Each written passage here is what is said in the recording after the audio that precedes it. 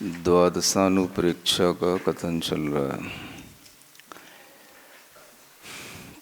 संसार अनुपरीक्षा में द्रव्य, क्षेत्र, काल और भव, इन चार संसारों का कथन हो गया। आगे ये भाव संसार का कथन है, जो थोड़ा सा कठिन लगता है लोगों को। गर्मी में तो और भी आपके ऊपर से जाने वाला है अभी। चलिए, फिर भी अगर पता हो कि बॉलर बाउंसर है तो अपन पहले से तैयार भी रह सकते हैं। अथ भाव संसार कथ्यते तद यथा सर्व जगन्य प्रकृति बंध प्रदेश बंध निमित्तानि सर्व जगन्य मनोवचन काय परिस्पंद रूपाणि श्रेण्या संख्ये भाग प्रमितानि चतुस्थान पतितानि सर्व जगन्य योग स्थानानि भवन्ति। अब जब भाव संसार की बात आती है तो भावों से जो बंध होता है उन भावों के बारे में बताया जा रहा है। कर्म बंध किससे होता है? भावों से होता है। तो वो भाव मुख्य रूप से कसायों पर, योगों पर निर्भर करते हैं। तो यहाँ पर सबसे पहले भावों में योग स्थानों के बारे में बताया जा रहा है। क्या बोलते हैं? योग स्थान, जो हमारे मन वचन काया के परिस्पंद रूप होते हैं वो योग स्थान कहलाते हैं। तो उन योगों से क्या होता है? प्रकृति बंध और प्रदेश बंध होता है। ये आपको पहले बताया गया है।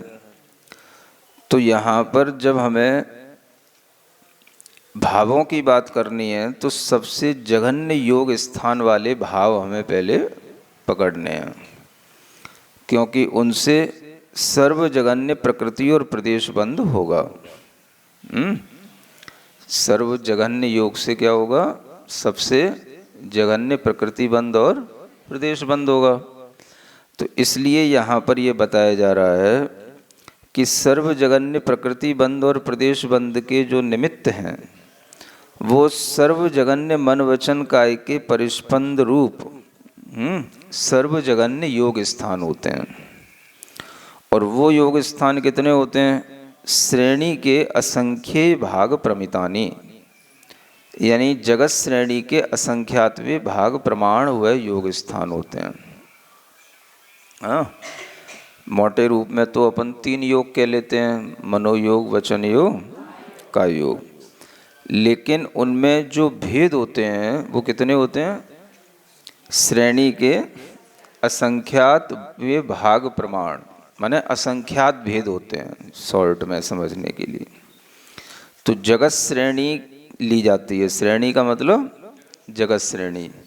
जगत श्रेणी तो बताया ही गया है, 7 राजू। जगत श्रेणी 7 राजू प्रमाण। तो 7 राजू प्रमाण जो पंक्ति होगी उसमें जितने असंख्यात प्रदेश होंगे, है ना, उसका असंख्यातवां भाग यहाँ पर ग्रहण करना। वो असंख्यात संख्या प्रमाण ये योग स्थान होते हैं जो सर्व जगन्य योग स्थान कहलाएंगे। माने सबसे जगन्य भी योग स्थान होंगे तो वो भी असंख्यात संख्या प्रमाण हैं। और वो 4 स्थान पतित हैं। ये असंख्यात भाग वृद्धि, संख्यात भाग वृद्धि, असंख्यात भाग हानि, संख्यात भाग हानि, ये 4 स्थान पतित कहलाते हैं। क्योंकि योगों में अनंत भाग और अनंत भाग वृद्धि और हानि नहीं होती, तो उसमें अनंत वाली संख्या नहीं आती, असंख्यात और संख्यात वाली हानि वृद्धि आती है। इसलिए 4 स्थान पतित कहलाते हैं। 6 स्थान होते हैं ना,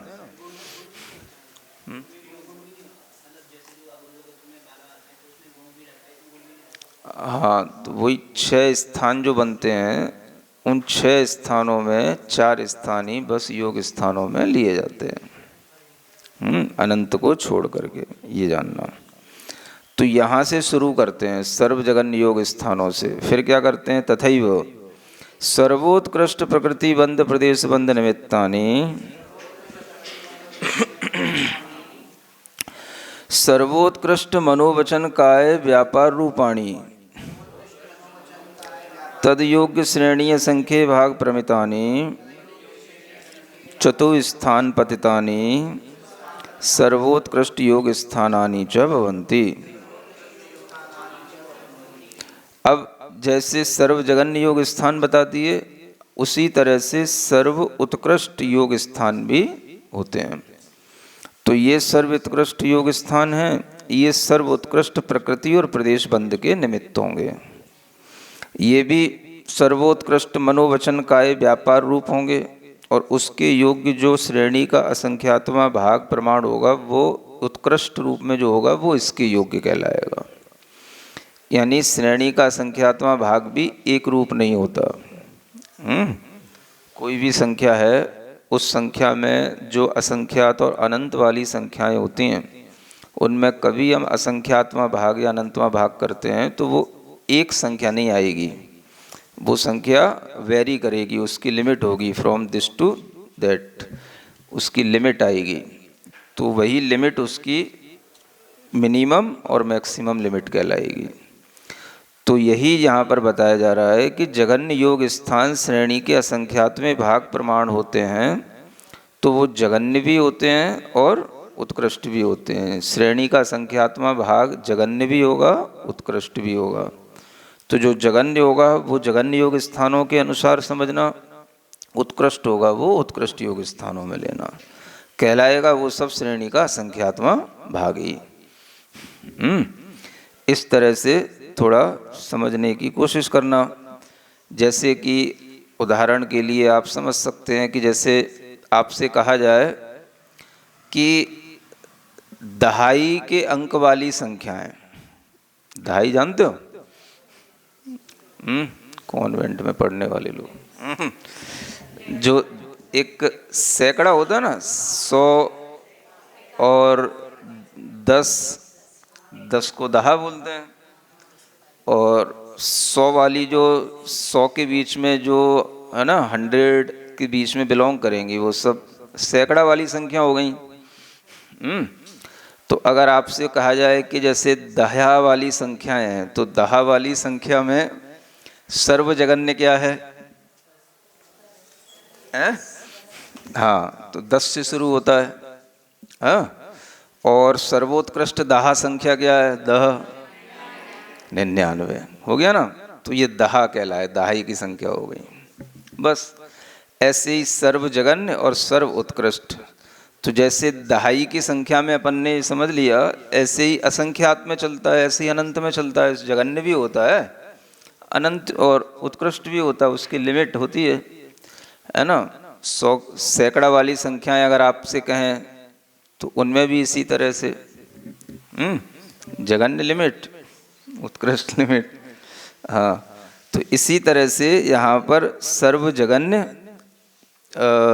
श्रेणी का असंख्यात्मक भाग और सर्व उत्कृष्ट श्रेणी का असंख्यात्मक भाग, ऐसे जान लेना।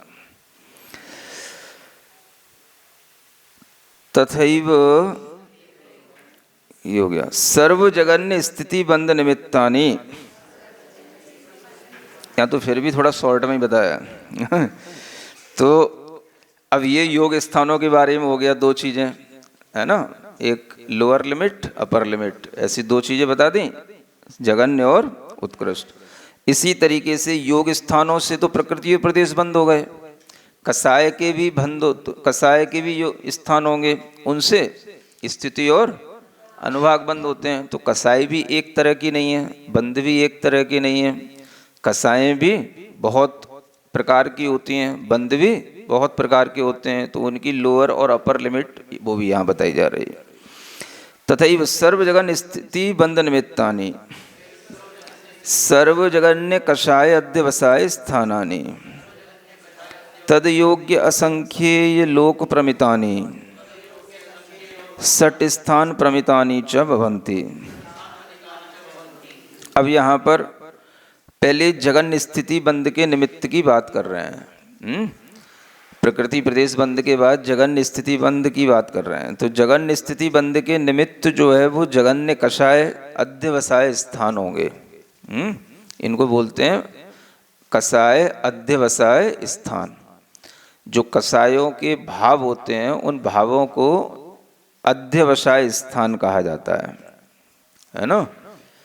भावों को एक और नामों से बोला जाता है सिद्धांत में, उसे क्या बोलते हैं? अध्यवसाय। तो ये अध्यवसाय एक तरह से भाव का ही पर्यायवाची नाम है ना।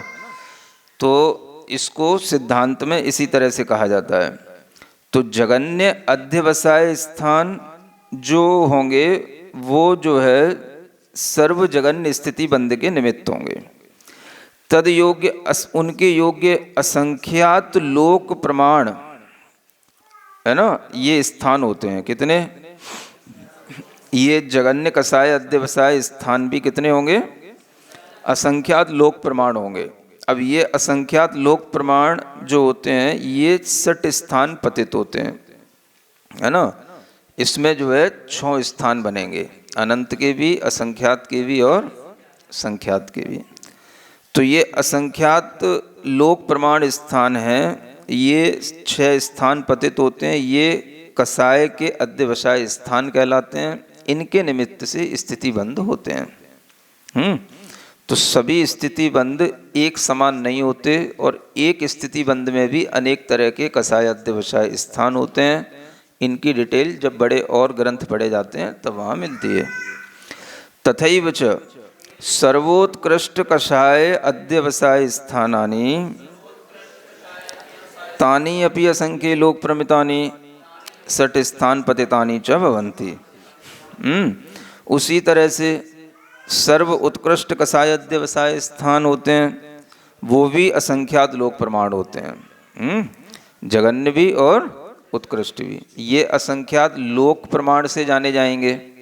कषाय अध्यवसाय स्थानों को गिनने के लिए, इनकी काउंटिंग करने के लिए जो यूनिट होगी वो लोक बनाई जाएगी। एक लोक में जितने असंख्यात प्रदेश होते हैं उतने प्रदेशों को असंख्यात से और मल्टीप्लाई करके असंख्यात लोक प्रमाण वो स्थान बनेंगे, है ना। तो ये जगत श्रेणी से बड़ी यूनिट हो गई, ऐसा जानना। तो ये असंख्यात लोक प्रमाण जगन्य भी हैं और उत्कृष्ट भी हैं। ये सट स्थान पतित होते हैं, ये हो गया। तथैव सर्व जगन्य अनुभाग बंध निमित्तानि सर्व जगन्य अनुभाग अध्यवसाय स्थानानि तानि अपि असंख्ये लोक प्रमितानि सट स्थान पतितानि भवन्ति। तो जैसे स्थिति बंध के लिए बताया उसी प्रकार से अनुभाग बंध के लिए भी निमित्तभूत जो सर्वजगन्य अनुभाग के लिए निमित्त होंगे वो सर्वजगन्य अनुभाग अध्यवसाय स्थान कहलाएंगे। और वो अध्यवसाय स्थान भी असंख्यात लोक प्रमाण होंगे, वो भी सट स्थान पतित स्वभाव वाले होंगे। तथैव च सर्वोत्कृष्ट अनुभाग बंध निमित्तानि सर्वोत्कृष्ट अनुभाग अध्यवसाय स्थानानि तानि, वो पा होगा, उत्ता बन गया वो, तान्यपि असंख्ये लोक प्रमितानि सट स्थान पतितानि च विज्ञेयानि, है ना। आधा ता की जगह आधा पा बनाना। तो इसी तरह से सर्वोत्कृष्ट अनुभाग बंध के निमित्त सर्वोत्कृष्ट अनुभाग अध्यवसाय स्थान होते हैं, वो भी असंख्यात लोक प्रमाण होंगे और वो भी सट स्थान पतित स्वभाव वाले होंगे। तो इस तरह से बड़ा संक्षेप में, बड़ा सरल से यहाँ पर बात करके आगे बढ़ रहे हैं। तेनैव प्रकारेण स्वकीय सुकीय जगन्य उत्कृष्टि और मध्य तारतम्येन मध्यमानि च भवन्ति। इसी प्रकार से अपने अपने जगन्य और उत्कृष्ट के बीच में तारतम्य लेकर के मध्यम स्थान भी बन जाएंगे। जो जगन्य और उत्कृष्ट होंगे तो बीच के सभी स्थान मध्यम कहलाएंगे। तारतम्य का मतलब ऊपर नीचे की अपेक्षा से कौन छोटा कौन बड़ा कौन कम कौन ज़्यादा ऐसा कर लेना। तथैव जगन्यात् उत्कृष्ट पर्यंतानि ज्ञानावरणादि मूलोत्तर प्रकृतीनां स्थिति बंध स्थानानि च। उसी प्रकार से जगन्य से उत्कृष्ट पर्यंत तक ज्ञानावरणादि की जो मूल प्रकृतियां और उत्तर प्रकृतियां हैं उनके स्थिति बंध स्थान होते हैं, है ना। तानि सर्वाणि परमागम कथित अनुसारेण अनंतवारान भ्रमित्वा भ्रमितानि अनेन जीवेन परम किंतु पूर्वोक्त समस्त प्रकृति बंधादीनां सद्भाव विनाश कारणानि विशुद्ध ज्ञान दर्शन स्वभाव निज परमात्म तत्व सम्यक श्रद्धान ज्ञान अनुचरण रूपाणी यानी सम्यक दर्शन ज्ञान चारित्राणि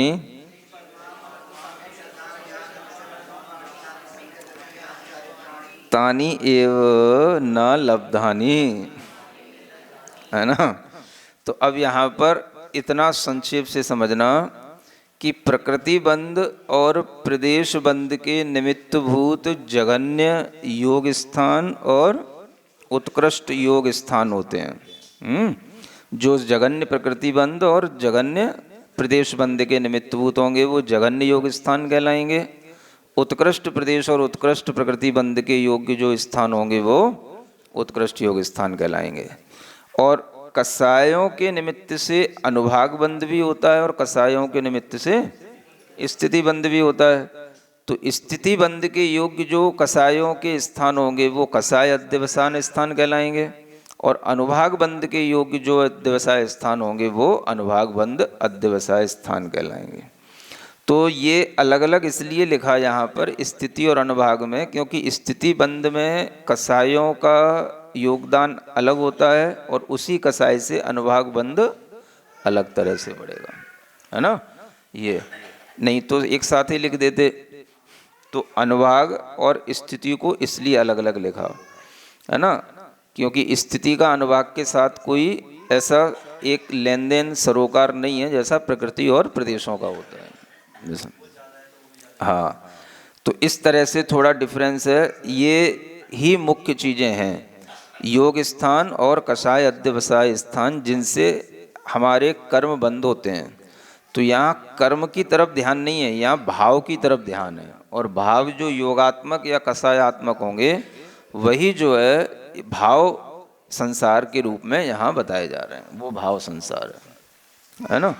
यहाँ बहुत सिंपल से लिखा है, इसकी डिटेल सर्वार सिद्धि में थोड़ी सी और ज़्यादा है। भाव संसार का जो प्रकरण है वो थोड़ा सा कठिन है, यहाँ फिर भी जल्दी निकल गया। तो अब यहाँ क्या कहते हैं कि जगन्य से उत्कृष्ट पर्यंत तक जब आप चलेंगे तो ज्ञानावरणादि की भी मूल प्रकृतियाँ उत्तर प्रकृतियों के जो स्थिति बंद स्थान होंगे वो आपको जगन्य से उत्कृष्ट तक जानने, स्थिति बंद के स्थान भी।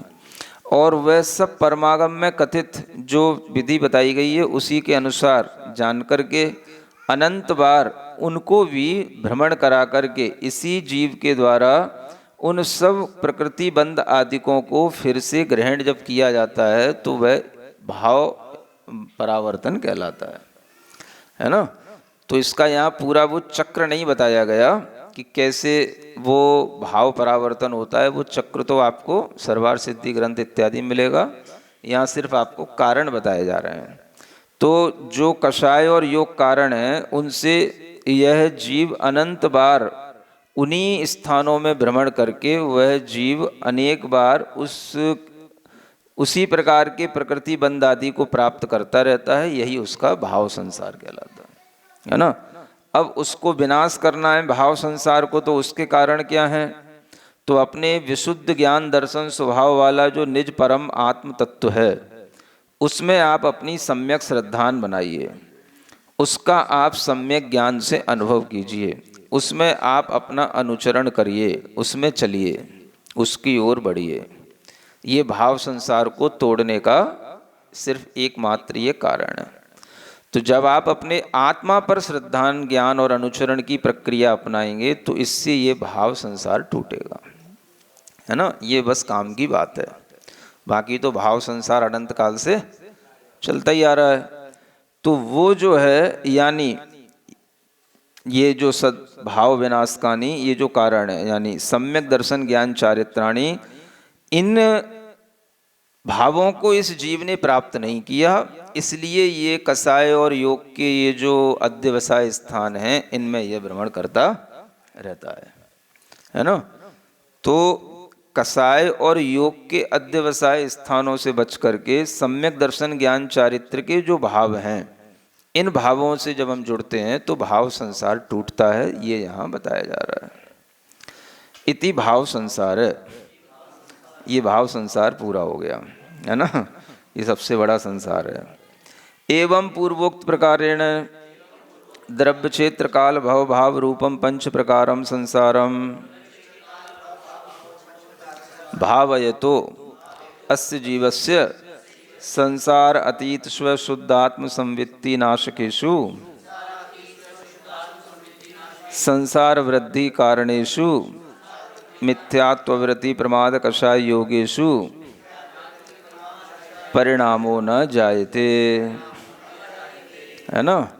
अब ये है 5 प्रकार का जो संसार है, द्रव्य क्षेत्र काल भव भाव रूप, जीव इसको ही भाता रहता है, इसी संसार के भावों में ही डोलता रहता है ना। इसलिए उसको संसार की प्राप्ति होती रहती है। तो जो संसार से अतीत स्वशुद्ध आत्मा का संवेदन है, यह इस संसार की वृद्धि के कारणों का नाश करने वाला संवेदन कहलाता है ना। अब आप जिसका संवेदन करोगे वही चीजें आपको प्राप्त होंगी।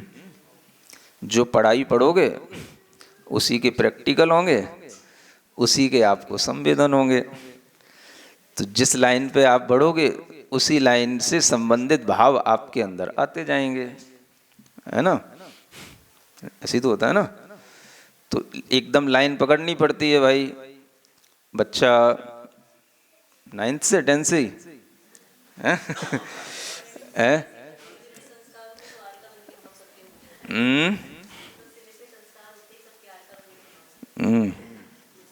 वो सब क्षणिक हैं। तो ये सब लाइन की बात है। आप जिस लाइन पर चलोगे आपको उसी तरह के, है ना, आपके सामने एक्सेज आते चले जाएंगे और उसी तरह के आपको जो है कोर्सेज मिलते चले जाएंगे, उसी तरह की आपकी आगे स्कोप दिखती जाएगी। समझ आ रहा है ना। तो जौन सी लाइन पे आप चल पड़ोगे उसी लाइन संबंधी आपको चीज़ें मिलती जाएंगी। तो जैसे इधर होता है अपने लौकिक दुनिया में, ऐसे ही यहाँ पर है। तो जब तक आप इन संसारों की लाइनों को पकड़े रहोगे आपको संसार की लाइनें मिलती रहेंगी। इनको छोड़ करके जब आप अपने आत्म तत्व की लाइन को पकड़ोगे, अपनी आत्म तत्व की श्रद्धा ज्ञान आदि की प्रक्रिया अपनाओगे तो आपको वो वाली लाइन मिलेगी, उस लाइन पे आगे बढ़ोगे। तो इसी को मोक्ष मार्ग की लाइन कहते हैं।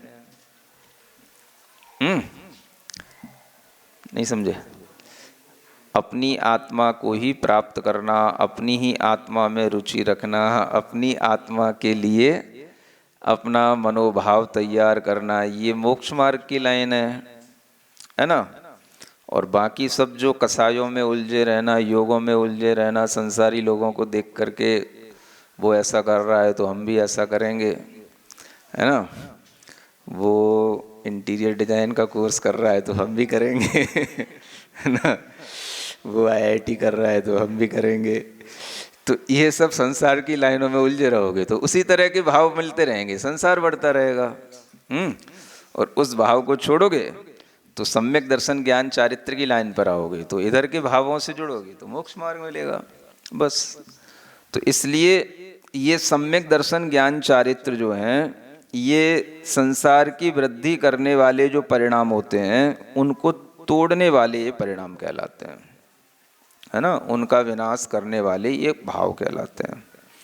इसलिए ये भावों की आवश्यकता पड़ती है।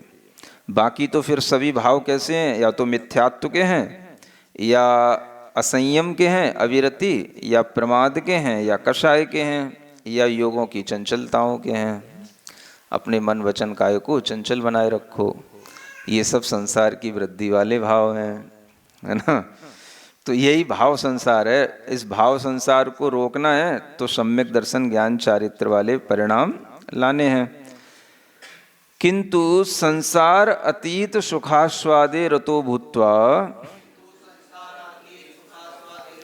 स्व शुद्धात्म संभित्ति बलेन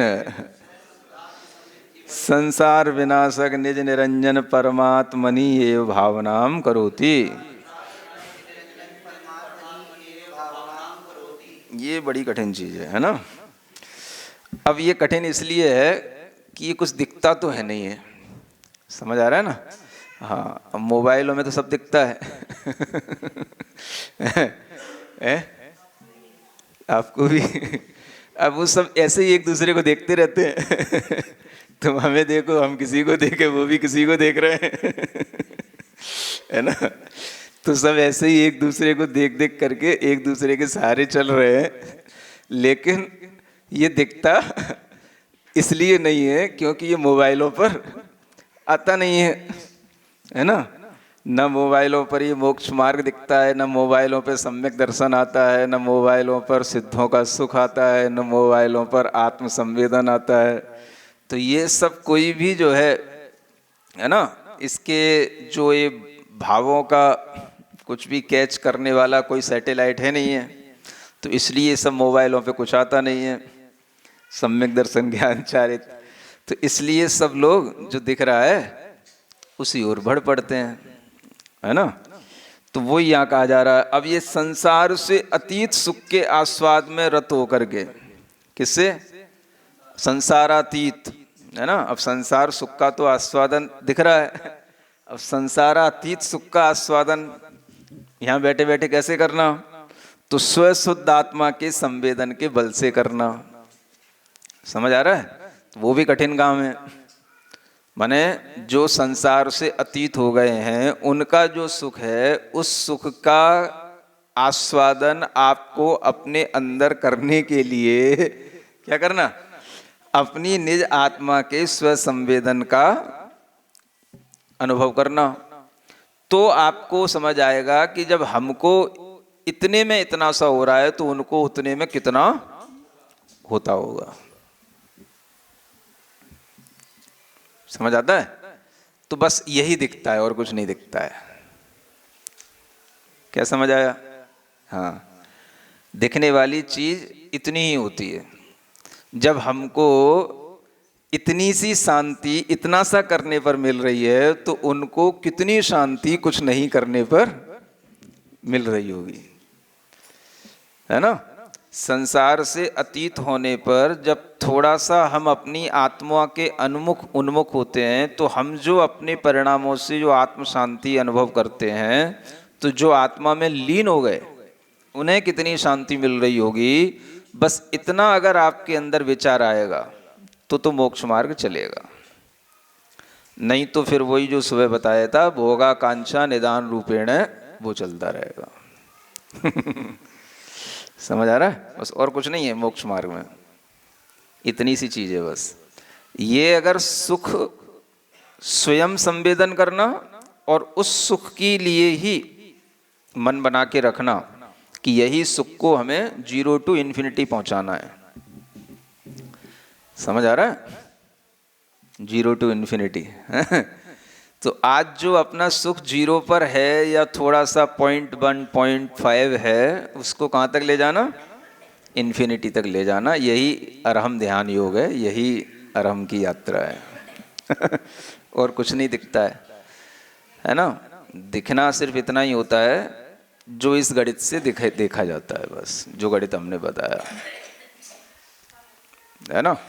बाकी कोई भी जो है किसी भी तरह के वाइब्रेशन किसी भी सैटेलाइट पर कुछ भी कैच करने में नहीं आएंगे और कुछ नहीं दिखेगा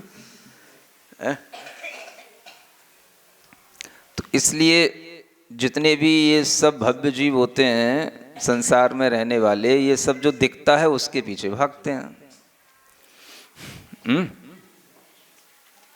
अब जो दिख नहीं रहा है तो उसके पीछे कैसे भागे? समझ में आ रहा है? तो ये अपने आप में कठिन चीज हो जाती है, इसलिए कह रहा था। तो जो संसारातीत सुख के स्वाद में रत होकर के स्वशुद्ध आत्मा के संवेदन के बल से संसार के विनाशक निज निरंजन परमात्मा में भावना करते हैं, उनके लिए ये संसार सूखता जाता है। ततश्च यादृशम एव परमात्मानं भावयति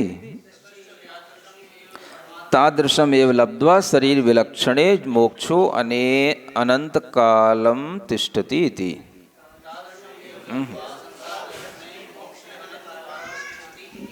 इसलिए जैसे परमात्मा की भावना करोगे वैसा ही प्राप्त करके संसार से विलक्षण मोक्ष में अनंत काल तक रहोगे, है ना।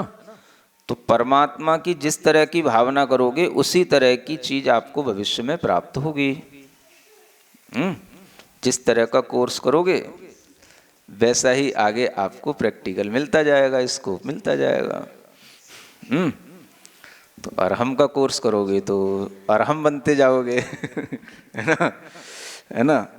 धीरे धीरे 0 to इन्फिनिटी की यात्रा शुरू होगी, और अपने संसार के कोर्स करते रहोगे तो बस संसार में फंसते जाओगे। संसार की इन्फिनिटी बढ़ेगी, वो तो इन्फिनिटी पहले से ही है।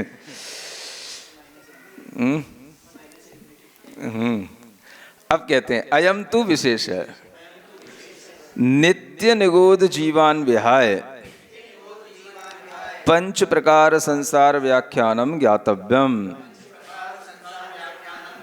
कस्मादिति चेत नित्य निगोध जीवानां कालत्रयेपि त्रिसत्वं न अस्ति इति तथा च उक्तम।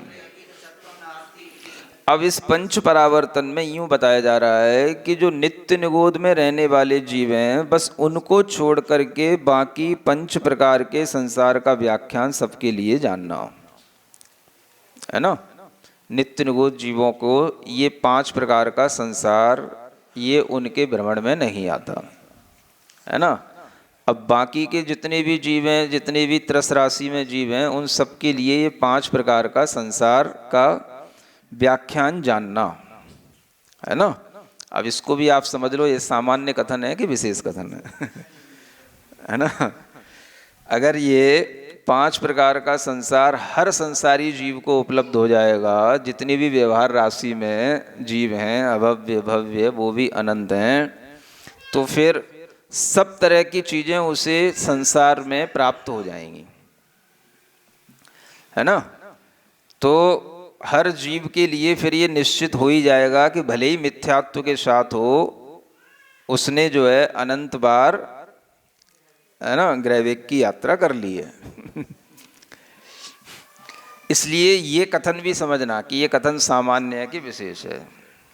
ये विशेष नहीं है, ये कथन भी सामान्य कथन है। समझ में आ रहा है? इतना बड़ा संस्कार जिसे किसी भी तरह से मिल जाएगा, वो जीव भी बहुत पुण्यवान जीव कहलाएगा।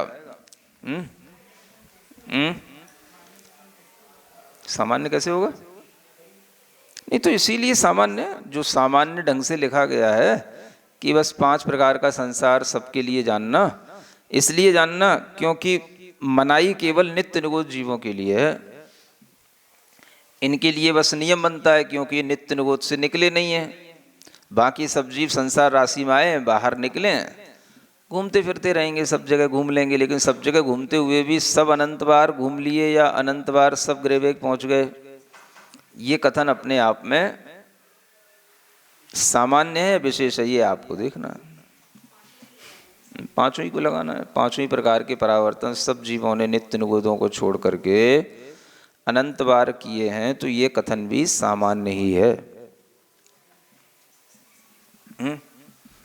हाँ, कोई जरूरी है कि जब आप अनंत बार जब ग्रैवेक पहुंचोगे तभी आपका संसार रहेगा? भव संसार पूरा हो या ना हो, और भी तो संसार है ना, द्रव्य संसार, क्षेत्र संसार, काल संसार, और भी तो संसार है। तो उसको पूरा करते करते नहीं रह सकते कि भव संसार को पूरा करने पर ही संसार पूरा होगा। तो सामान्य से सब जीवों के लिए इस तरह का अगर नियम बन जाएगा तब तो फिर यही कहना पड़ेगा, संसार में जितने वाले दिखने वाले जितने भी जीव हैं सब अनंत बार ग्रैविक सुख का आनंद ले आए। वो भी तो सुख ही है भाई, अगर कुछ भी है तो वो भी बहुत बड़ी चीज़ है। लेकिन इतना बड़ा सुख भी संसार के सब जीवों को प्राप्त नहीं होता। इसलिए ये समझना, ये कथन भी सामान्य है। इसलिए क्योंकि इससे ज़्यादा नियम आगम में उपलब्ध नहीं है ना। नियामकता किसकी है किसकी नहीं है, उसके लिए जितना आगम में लिखा गया है बस उसी के अनुरूप बोला जाएगा। विशेष कथन, अब कोई विशेष प्रश्न करे गणधर परमेष्ठी से तब वो कुछ बताएं। विशेष कथन कोई विशेष प्रश्न के माध्यम से केवली भगवान के समक्ष हो तो कुछ बोला जाए, वो भी बोलने के योग्य होगा तो बोला जाएगा, नहीं होगा तो नहीं बोलेंगे। तो ये सामान्य जो कथन होता है वो इसी तरह से होता है कि जिसकी निश्चित रूप से ये नियामकता है कि भाई ये तो नहीं करेगा पंच परावर्तन, बाकी के कोई नियम नहीं है, कर सकते हैं नहीं कर सकते। लेकिन पंच परावर्तन सामान्य से सबके लिए इसलिए कहा गया, जानना चाहिए। लेकिन इनके लिए नियम है कि ये नहीं करेंगे। तो ये तो एक सामान्य नियम हो गया। विशेष नियम और भी तो होगा कुछ, किन के लिए क्या है। तो विशेष नियम के लिए आगम उपलब्ध नहीं है। तो बस, तो इसलिए हम नहीं कह सकते कि ये सारा ज्ञान अपने आप में परिपूर्ण है। ऐसे बहुत से प्रश्न होते हैं जो इन शास्त्रों में जिनके समाधान नहीं मिलते हैं, है ना। तो इसलिए जो एक कॉमन बाउंड्री है वो यहां बता दी। अति अनंता जीवा जेहिण पत्तो तषाण परिणामो भाव कलंक सुपौरा निगोदवासम न मुंचन्ति। पढ़ो, अच्छी गाता है।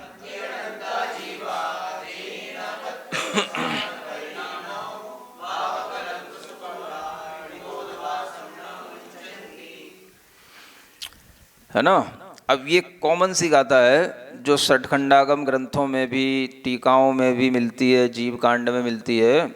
बस यही ये गाथा का आधार है, इसलिए हम इसे सामान्य व्याख्यान कहेंगे और इसी को आधार बना करके यहाँ ये टीका की गई है। तो बस एक यही बाउंड्री है जिसमें क्या बताया गया, इससे सिद्ध होता है कि निगोद जीवों ने अभी तक त्रस परिणाम को प्राप्त नहीं किया। अत्थि अनंता जीवा, अनंत ऐसे जीव हैं जेहिण पत्तो तसाण परिणामो, जिन्होंने अभी त्रसत्व को प्राप्त नहीं किया, त्रस परिणाम जिनके लिए प्राप्त नहीं हुआ।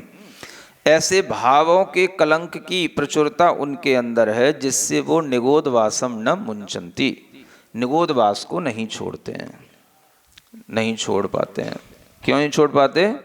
भाव कलंक सुपौरा, भावों में इतनी कलंकता प्रचुर मात्रा में है कि वो निगोदवास को नहीं छोड़ पाते। तो बस इसी एक गाथा के आधार पर इतना नियामक होता है कि निगोद जीवों ने पंच परावर्तन नहीं किए क्योंकि वो कभी त्रस नहीं बने। अब जो त्रस बन गए वो सब पंच परावर्तन कर लिए क्या पूरे? अब इस विषय में आप हाँ नहीं कर सकते। समझ आ रहा है? क्योंकि अब जो कहा जाएगा ये सब बाकी के जीव पंच परावर्तन करने वाले हैं, ये एक सामान्य कथन हो गया। इसको समझना चाहिए सामान्य और विशेष क्या होता है। तो जब तक हमारे सामने हमारे प्रश्न, विशेष प्रश्न का उत्तर देने वाले कोई विशेष ज्ञानी न हो, तब तक हम विशेष कथन उसको नहीं कह सकते, है ना। तो बस यही एक गाथा रेफरेंस में मिलती है जिससे सिद्ध होता है कि इन जीवों ने त्रस परिणाम प्राप्त नहीं किया, ये कभी त्रस नहीं बने, तो इसलिए इन्होंने कभी संसार की ये सभी पर्याय इनको प्राप्त नहीं होंगी, इसलिए इनके पंच परावर्तन नहीं होंगे। बाकी के बारे में हम यूँ नहीं कहेंगे कि सब करेंगे ही, बाकी के जीव करते हैं। अब करते हैं तो इसका मतलब है नियामक नहीं है कि सब करते ही हैं। ये भी एक कथन की पद्धति होती है, इसको समझना पड़ेगा। नियम तो इनके लिए है, बाकी के लिए यूं मना नहीं करा गया। ये गाथा में तो कुछ नहीं कहा ना, ये तो गाथा सिर्फ इसलिए बताई गई कि यहाँ त्रस का परिणाम प्राप्त नहीं है। बाकी तो ज्ञान अपन ने अपने मन से लगा लिया ना, नहीं समझा? इस गाथा से तो सिर्फ इतना सिद्ध किया जा रहा है कि निगूढ़ जीव कभी व्यवहार राशि में नहीं आते, त्रस नहीं बनते। इससे अल्टीमेटली सिद्ध हो गया कि भाई ठीक है, वो कभी पंच परावर्तन नहीं कर सकते, क्योंकि जब त्रस ही नहीं बने तो पंच परावर्तन कैसे करेंगे? तो इससे सिर्फ उनके लिए मना किया जा रहा है। अब बाकी हम सबके लिए मना करने बैठ जाएं, ये हमें नहीं लगता कि आगम के अनुरूप हम बात कर रहे हैं। समझ आ रहा है ना? ऐसे बहुत से आप इंसिडेंट समझ सकते हैं, संविधान समझ सकते हैं। कोई भी नियम बनता है, वो नियम एक चीज के लिए बनता है, भाई ये नहीं है, बाकी के लिए हाँ। तो उसी तरह से बाकी के लिए कोई, हम जब तक मना नहीं किया जाएगा हम हाँ भी नहीं कर सकते और ना भी नहीं कर सकते। जैसे सुबह भी गाथा आई थी, तो कौन कौन से जीव एक भव अवतारी होते हैं? तो क्या वही नियम से एक भव अवतारी होते हैं? कितने ही जीव कितने ही स्वर्गों से च्युत होकर के उसी भव में मोक्ष चले गए। तो कोई जरूरी है कि वो सौधर्मेंद्री बनना चाहिए तभी एक भव अवतारी बनेगा, कि वो लोकांतिकी बनना चाहिए तभी एक भव अवतारी बनेगा? उनके लिए नियम है।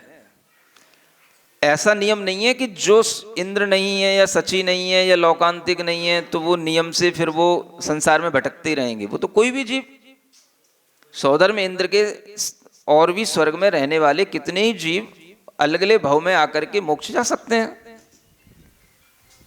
तो इस चीज को समझना पड़ता है, ये नहीं समझ रहे लोग अभी। हाँ हाँ हाँ, अभी तो जो सामने है उसी की बात करते हैं। तो इस चीज को समझना है, आगम में जिस चीज के लिए नियामकता हो गई वो हाथ जोड़ करके स्वीकार है। समझ आ रहा है? लेकिन जिस चीज के लिए नियामकता नहीं है उसमें अपना डिसीजन देना ये गलती होती है। ये आगम को नहीं समझना है। तो जैसे ये सामान्य कथन है कि भाई इंद्र, लोकांतिक, देव आदि एक भव अवतारी, सामान्य क्यों है? भाई इनके लिए एक सामान्य सा नियम बन गया, बाकी सबके लिए कोई भी जीव कितना ही पुरुषार्थ करके कितने ही जीव उसी भव में मोक्ष चले जाते हैं। तो वो सब विशेष कथन में जाएगा। हाँ, कि भाई वो जीव क्यों चलेगा? जब आपने कहा था इन्हीं को एक भव में मोक्ष मिलना है, तो जो सौधर्म इन स्वर्ग में रहने वाला सामान्य था वो भी उसके साथ में मोक्ष चला गया। फिर ये क्यों चला गया? अब वो विशेष नियम के लिए विशेष कारण, जब विशेष प्रश्न किसी विशेष केवली के सामने होगा तब आएगा, वो बताएंगे। नहीं है तब तक चुपचाप सुनो, चुपचाप रहो, अपना डिसीजन मत दो। ये कहने का मतलब है। तो इसमें क्या गलती है? समझ आ रहा है? तो इस तरह से जब तक शास्त्रों को पढ़ना नहीं सीखोगे तब तक आप किसी रिजल्ट पर नहीं पहुंचोगे। आगम में जितना लिखा है सिर्फ उतना बोलो, उससे ज्यादा हाँ मुंह मत खोलो। हाँ, चुपचाप रहना भी आगम की विनय है। हाँ, तो इसलिए ये बातों से ये समझना है, इतना प्रकरण समझ करके, कि सामान्य कथन क्या होता है और विशेष कथन क्या होता है, सामान्य नियम क्या होते हैं, विशेष नियम क्या होते हैं। सामान्य नियम की बात कहने के बाद भी जो बचा रह गया उसके विषय में जो आगम उपलब्ध नहीं है, तो हम कह नहीं सकते कि सब फिर उसी धारा में बह गए या उसी के उस नियम में नहीं आए तो सब वैसा ही करेंगे ही, ऐसा नहीं है, हैं? हाँ वही, समझ आ रहा है? तो ये बात जब तक आप अपने कॉमन सेंस से समझने की कोशिश नहीं करेंगे, तब तक आप आगम में क्या पद्धति होती है बात कहने की वो आपको समझ नहीं आ सकती। ये कॉमन सेंस समझाने की लिए नहीं होता, फिर भी समझाया जा रहा है ना। तो ये चीज़ है। तो इससे ये समझना कि निगोद जीवों के लिए ये नियम है कि वो त्रस पर्याय को प्राप्त नहीं करते, इसलिए उनके पंच परावर्तन नहीं होते। अब बाकी के सबके होते ही हैं, ये तुम कहोगे तो फिर हम तुम पे क्वेश्चन मार्क लगा देंगे। बाकी के सबके होने का कोई नियम नहीं है, जिनके नहीं होते हैं उनके लिए नियम है। कर सकते हैं, नहीं भी कर सकते हैं। हाँ, उसी को भजनी कहते हैं, भाज्य कहते हैं। समझ आ रहा है ना। तो लोग अगर नियम बना देते, देखो इनके लिए नियम है तो बाकी का सबके लिए ये नियम बन जाएगा कि बाकी सबने पंच परावर्तन किए हैं, तो भी वो सामान्य कथन कहलाएगा। बाकी सब जीव पंच परावर्तन करते हैं, ये कहना भी सामान्य कथन कहलाएगा, है ना। विशेष क्यों? तो जब विशेष जीव होते हैं उनके लिए आपको विशेष ज्ञानियों से विशेष अवसरों पर पूछना पड़ेगा। तो आगम में बहुत कुछ ऐसा भी है जो अभी अनकहा है ना। हाँ, ऐसा भी बहुत कुछ है, वो धीरे धीरे समझ आएगा आप लोगों को।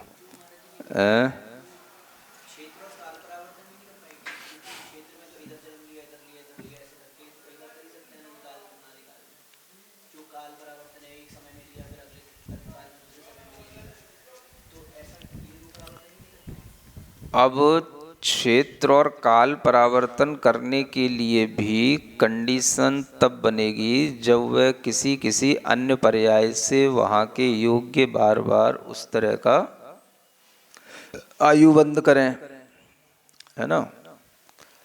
और उस तरह का आयुबंध करने के लिए उन्हें किस तरह से, कौन सी पर्याय से वो आयु बंद होगा, किस तरह के परिणामों से होगा, वो परिणाम उनके लिए उस निगोद पर्याय में उपलब्ध होंगे या नहीं होंगे, ये बहुत कुछ जो है अवाच्य रहता है।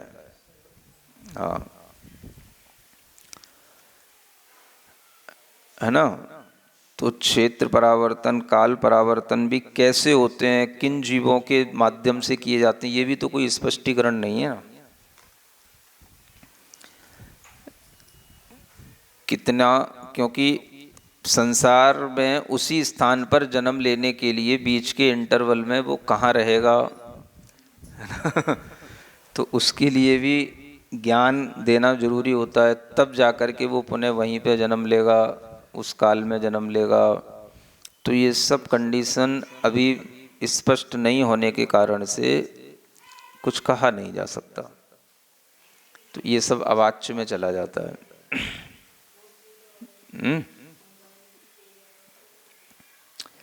ठीक है, इतना ही पर्याप्त है। चलो ठीक है।